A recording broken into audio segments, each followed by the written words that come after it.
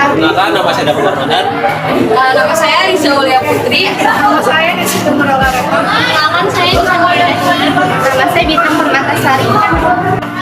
Pada video kali ini, kami akan menjelaskan mengenai suhu udara pada waktu atmosfer. Selamat menyaksikan. Pengertian suhu udara adalah keadaan panas atau dinginnya udara yang sifatnya menyebar dan berbeda-beda pada daerah tertentu. Faktor yang mempengaruhi kondisi suhu udara di suatu wilayah dipengaruhi oleh beberapa faktor, di antaranya yang pertama, sudut datangnya matahari. Sinar matahari yang jatuh tegak lurus ke permukaan bumi terasa lebih panas daripada sinar matahari yang arah jatuhnya lebih condong. Yang kedua, lamanya penyinaran matahari. Semakin lama, intensitas penyinaran matahari yang diterima, suhu semakin tinggi. Yang ketiga adalah keadaan awan.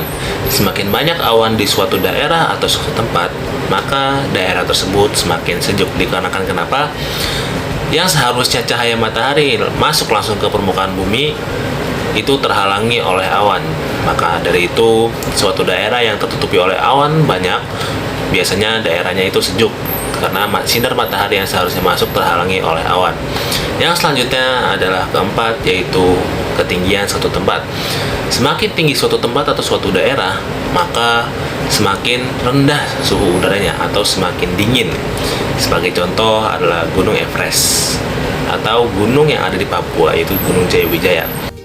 Yang kelima, ada perbedaan garis lintang. Semakin tinggi posisi garis lintang, maka suhu wilayah akan semakin rendah.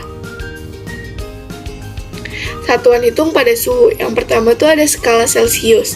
Skala Celcius, skala suhu yang didesain supaya titik beku air pada 0 derajat Celcius dan titik didihnya pada 100 derajat Celcius dan di tekanan atmosferik standar. Yang kedua, itu ada Reaumur. Reaumur yaitu skala temperatur yang dinamai Rene Anthony Frecklot de Reaumur yang pertama mengusulkan pada tahun 1731.